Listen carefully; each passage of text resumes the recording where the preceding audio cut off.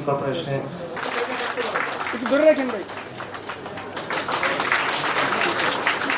আমি আপনাদের আশ্বস্ত করতে চাই, এই সিটি কর্পোরেশনে আমি একদিনে সব বদলে দিতে পারবো না।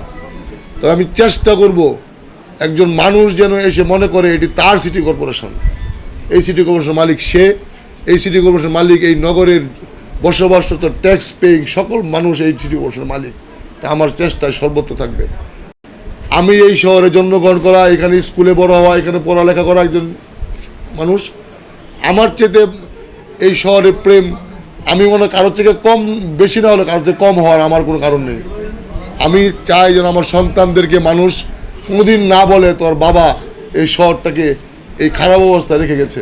চোখে অনেক কিছু হয়তো অনেক ভালো লাগে, অনেক আপনারা সবাই মিলে এই সিটি কর্পোরেশনটা যতটুকু পারা যায় একজন উত্তরসূরি বেগম খালেদা জিয়ার সাহেব অনেক আশা নিয়ে